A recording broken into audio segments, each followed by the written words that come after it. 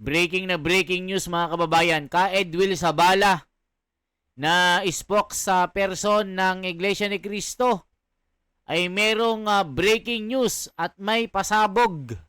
Grabe ito mga kababayan dahil nga po sa ibinulgar ng 18 sundalo na Marines na kasundalo ni Gutesa nagsalita na po. Naku, magugulat po kayo. Tila may pahiwatig po ito mga kababayan na pakinggan nyo po. Naku, mga kababayan ko, magugulat kayo dito. Eto na po.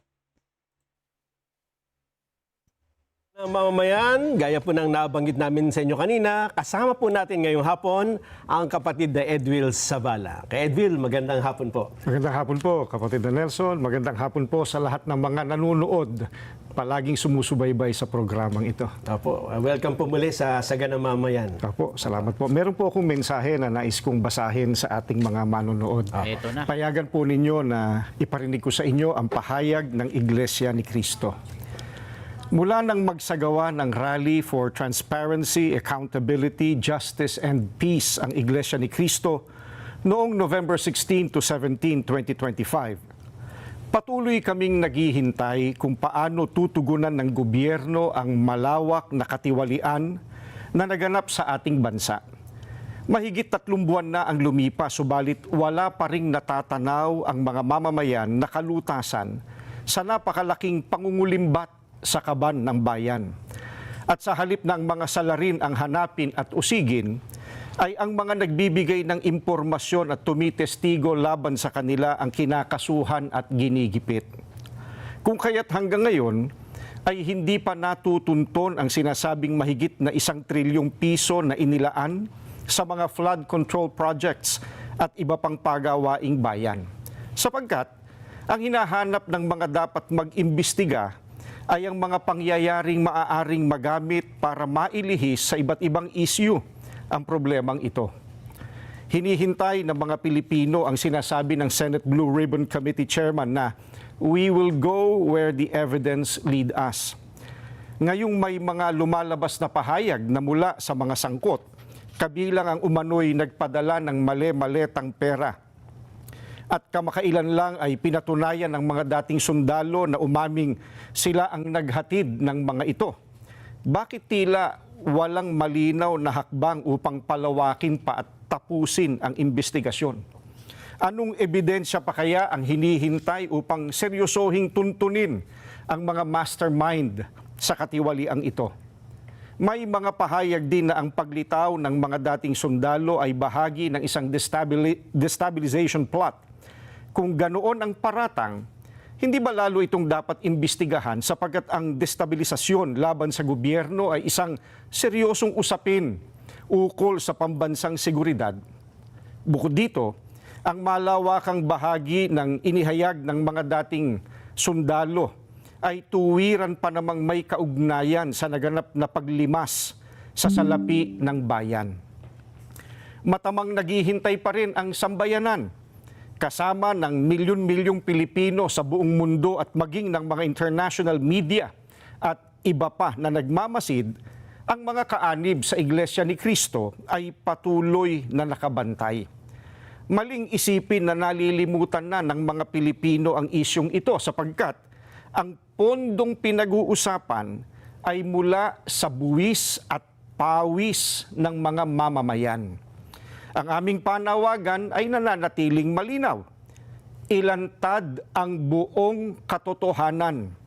Papanagutin ang dapat managot at pairalin ang katarungan upang maibalik ang tiwala ng bayan at maitaguyod ang tunay at pangmatagalang kapayapaan at pagsulong ng Pilipinas. Maraming salamat po, kapatid na Nelson. Salamat po ka Edwil Sabala. Ayan mga kababayan ko. Tila kasi ang nangyayari po mga kababayan, for the sake of argument, ang Blue Ribbon Committee na chairman na si Ping Lacson ay sinasabi na ito'y isang destabilization plot na dapat ang gawin niya ay investigahan niya. Walang ginagawa mga kababayan eh. Tila nag-aabogado na naman. Na tila ito ay may political na color. Sabi niya political color lang yan. Bakit itinaon na anibersaryo ng ng People Power? Ba't hindi bukas, hindi kahapon? Bakit ngayon? Yan ang sinasabi. Kaya si Senador Marcoleta, nabulaga tuloy ito, mga kababayan ko. Nako, magugulat po kayo dito sa pasabog ni Marcoleta. Ito po, pakinggan po natin. Nako po, mga kababayan ko. Magugulat po kayo dito sa mga pasabog ni Senador Marcoleta. Napiga na naman itong si Ping Lacson dito. Mga kababayan, no, kita nyo, pati itong Iglesia ni Cristo na respetado ngayon, ay napapansin po na tila iba talaga ang takbo ng Blue Ribbon Committee na sinasabi ni Ping Lacson, susundan niya pag may ebidensya, pag may matibay na ebidensya, ang mga bakas susundan. Pero tila walang nakikita. Tignan po natin ang birada ni Senador Marcoleta. Ito po. Ayan, at gaya ng nabanggit namin kanina, kasama po ngayon natin, dahil Friday, si Senador Rodante Marcoleta. Sen, magandang hapon po sa inyo. Magandang hapon din sa iyo, Nelson, at sa ating mga kababayan. Pasensya na po kayo at ako po ay medyo na-late kasi yung mga kausap ko po kanina ay kailangan naman maiayos muna yung kanila. Sabi ko, at kanina naman tumawag ako sa iyo bago naman pumunta rito na malilate ako talaga. So, Mabuti na lang at dumating po ang ka-Edwil. May statement pong binasa kanina, Sen. At ito'y patungkol dun sa matagal na rin panawagan tungkol sa accountability, transparency, kaugnay ng mga anomalya sa pondo ng pamahalaan, Sen. Kayo po ba, ano ba ang pinatutunguhan ng mga investigasyong ito? Dahil yun nga rin po ang napapansin ng marami. Parang sa tinagal-tagal ng investigasyon, parang wala namang nakitang talagang dulo, Sen. tinatanong mo ako saan patungo. Opo. Dapat sana yung chairman ng Blue Ribbon Committee ang inimbita mo rito. Tsak na tsak. Siguro siya nakakalam kung saan niya gustong ibaling itong napakalaking problema na kinaharap nga ng ating bansa. At talagang naghahanap talaga ng kasagutan ng mga mamamayan. Matagal ng panahon ito eh. Kaya nang binanggit mo, halos 3 buwan na yata ang nakararaan.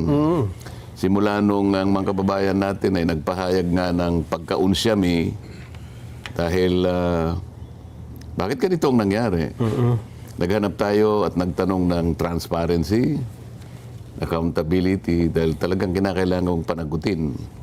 Hindi basta-basta pagnanakaw ito eh. Pangkaraniwan, Nelson, ang magnanakaw, hindi naman niya nasisimot lahat eh. Mabilisan na tumira yun eh. Mangilan-ngilan lang. Ito, ang bumanat dito, parang, halimbawa, pinasok niya yung bahay. Pati bahay yata tinangay. Hindi, iniwan naman niya yung bahay. Pero para isalarawan mo lang kung gaano katalamak, kung gaano ang paraan ng kanilang pagnanakaw. Pagpasok ng magnanakaw sa bahay, akalayo pati butiki at saka ipis kinuha. Dinala. Hindi man kailangan nakawin yun eh, di ba? Di ba sabihin, walang itinira eh para sa mamamayan. At masakit pera nila yun eh. Ito pong latest ay yun nga, lumitaw at humarap sa publiko itong 18 mga dating sundalo na ang kanilang pakilala, kasamahan nila si Master Sergeant Orly Gutesa, mga tauhan sila ni dating Congressman Saldico, na sila ang nagdi-deliver ng mali-malitang pera. Na yun din naman nasabi ni Gutesa noon nang humarap sa Senado. Pero this time, marami sila, may mga dala silang mga larawan at detalyado, mas matindi yung kanilang testimonya, Sen. O, kita nyo mga kababayan, lahat po ng mga isinalaysay at binulgar ni Orly Gutesa na isang sundalong Marines ay magkakakonekta dito sa mga salaysay na affidavit ng mga Marines na 18. Ang sabi ni Gutesa, meron po kaming 30 na bilang na sundalo na kami nababagabag na.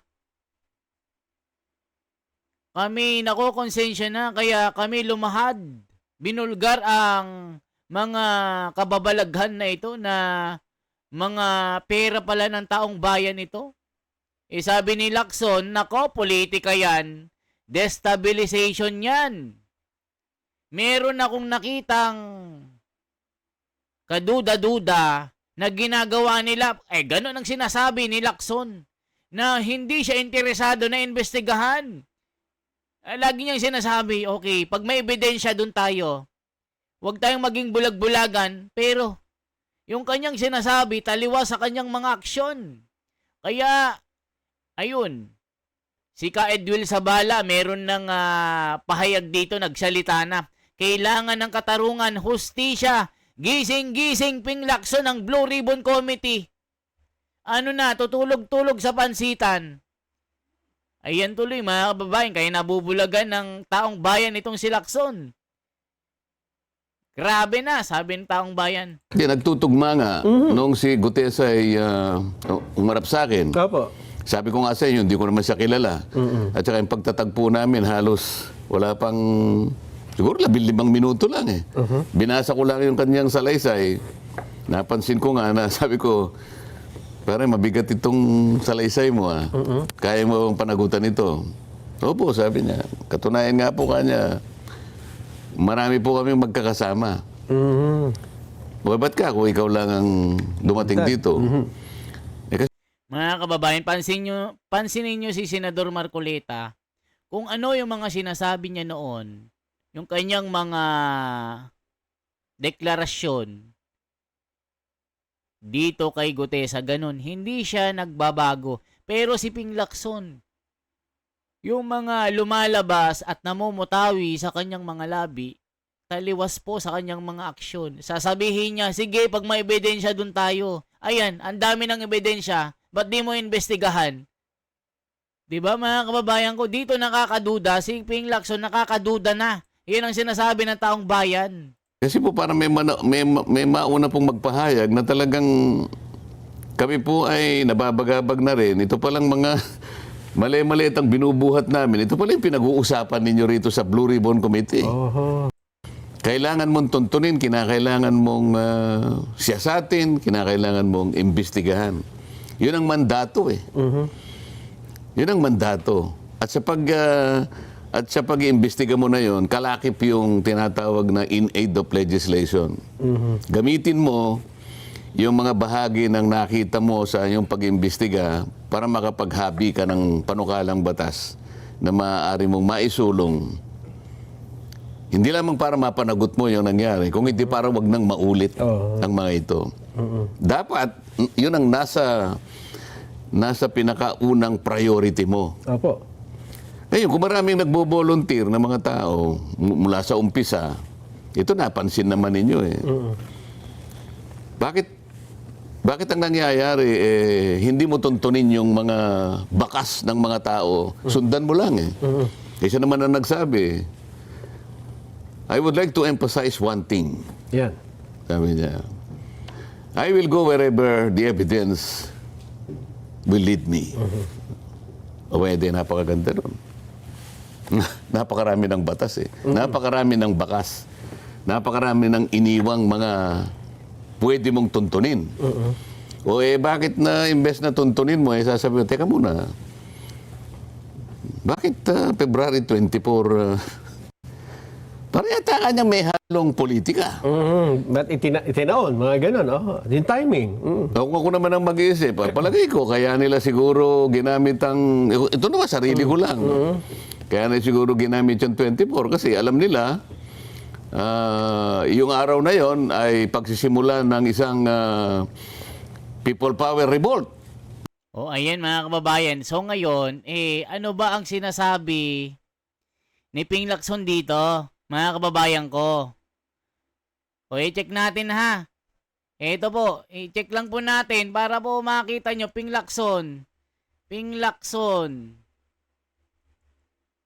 18 Marines. Check lang natin ha. Ito po, i-check lang natin yung reaction niya kasi nga nakakabahala itong si Lacson. O, check natin mga kababayan ko. Ito po ay magugulat kayo dito sa mga sinasabi ni Ping Lacson. Bakit ganun, Ping Lacson? Dapat ikaw yung blue ribbon Dapat hindi ka kakakitaan ng ganyan na tila sarado na ang isipan mo. Tila ayaw mo na. Ay nako, nag-aabogado ka na naman. Tignan nyo mga kababayan na. Ito po. Sen Ping Lacson, reaction to 18 Marines. Ito po, tignan nyo. Magugulat kayo dito. Sir, merong resolution si Senator Amy. Gusto niyang investigahan po ng Senate yung allegations nung 18 allegedly Marine soldiers. Well, we'll wait for the Dito po, reading sir. of the resolution, and let's find out kung saan committee i-refer. Pero sir, nung narinig niyo yun, ano yung nakita niyo? Yeah, I read the affidavit. Opo. Ako kasi pag mayroong information in my previous life, O, kita nyo mga kababayan na ito. Tignan nyo, mag-aabogado na naman ito. this is how I treat any information that comes to my attention. First, yung ano ba yung credibility ng source? And second, ano yung reliability ng information itself? Dalawa yun Kasi kung polluted yung source, it follows. Ito yung sinusunod natin na meron tayong A1, A2, B1, B2, di ba? Yung rating, yung classification ng intelligence information. Yes, sir. So, may mga portions doon na pwede na sabihing credible, pero may mga questionable. Number one, sinabi lang 805 billion yung napunta, yung pinamahagi o napunta kay Congressman Saldico. Well, from 2023 to 2025, ang total amount ng flood control projects, 1.13 trillion. So kung ang napunta kay Congressman Saldico allegedly 805, that's at least 70% of the total appropriations for the same period sa flood control projects. Mga kababayan, kita nyo ha, ito, Blue Ribbon Chairman po ito. Nag-explain agad na nakakakita na ng posibilidad na ito ay isang political color at kaduda-duda. Ganyan ba ang Blue Ribbon Chairman, mga kababayan? Naku po, kaya nasusubalpal ni Marcoleta ito So, puro ghost na yung nandun. Saan manggagaling yung napunta kay Bernardo? Saan ang napunta kay Alcantara? So, sobra yung computation? Sobra computation. That's by Syempre, mga media ito, makikiano lang sila, kumbaga, sasama sila sa agos. Syempre, mga bata nila ito, mga media ito. first observation. Second, as we speak, sumulat na ako sa Philippine Navy, Philippine Army, to conduct record check and background investigation on the 18 Marine Philippine Navy and Army personnel. Sir, why Ang so? initial information, hindi, wala pa sumulat ako. Pero bakit? At saka sa LTO. No? May initial information from the Philippine Navy na yung iba dishonorably discharged. A number of them were never members of the Philippine Navy. O, kita nyo mga kababayan na dito, makikita nyo talaga yung pagkabayas niya. Sinasabi niya, mga discharge na ito, parang may kaduda-duda na. Kikita nyo mga kababayan na, naku po. So doon pa lang, makukwestiyon natin yung credibility ng source. If true kasi media lang. O, kita nyo, dito pa lang, makikita na daw ang credibility ng source. Naku po, yari talaga to si Lacson na ito. Talagang bias ito. That's why I'm formalizing it by way of an official letter to the Armed Forces of the Philippines, attention to Philippine Navy and Philippine Pero Army. tama po bang paharapin sila dito, sir, sa isang inquiry, sir? Well, after all the verification, evaluation, then probably, yes. O yan mga kababayan ko ha. So dito, bias na po si Lacson mga kababayan. No? Check natin si Marcoleta. Ano? Gusto nilang bigyan ng dramatization. Oo nga, pwede. Ano naman masama ron? Makakapamili ka ba ng araw kung saan mo gustong sabihin o isiwalat ang nalalaman mo? Namili lang siya ng araw na yon. Ako kahit na anong araw pa yon, ang importante, tama ba yung dapat ba nating suyurin, dapat ba nating sundan ang mga isiniwalat nila? Yun ang importante ron. Immaterial yung petsa. Di ba? Opo. Ano kayang, bagata sasabihin pa niya na siguro destabilization. O kita nyo? Mas importante siguro ang imbestigan mo kung destabilization Ayun nga po. plot, di ba? O ito yung sinasabi ni Lacson mga kababayan na kita nyo po dito. Ito. Kita nyo po. Pakinggan nyo po ito. Meron siyang komento dyan sa destabilization. Pero And sir, ito pa isang observation. The timing, parang nakatiming to, bakit yung ICC ngayon na nakapokus? Ang pinoproject doon is napaka-corrupt ng ICC, di ba? Dahil nilagyan ng $2 million, allegedly. O kita nyo mga kababayan, sinasabi niya yung timing daw. Ba't itinaon na may hearing sa ICC? O diba?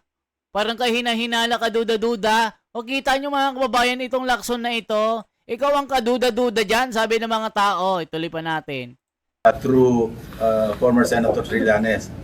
Another one, timing nila, bisperas noong Trillion March, yung 40th anniversary ng EDSA.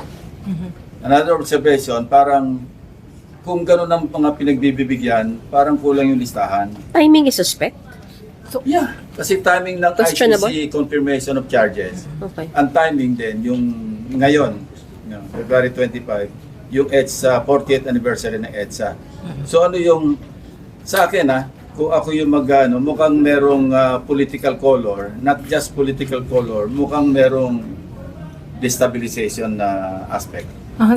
O kita nyo mga kababayan, ganun po siya mag-conclude. Therefore, I conclude.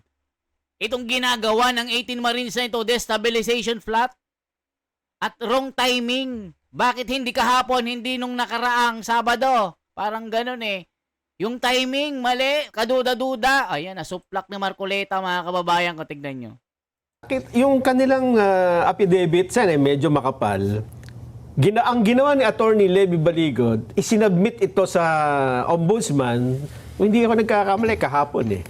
At ang sabi niya, ito ay hindi complaint.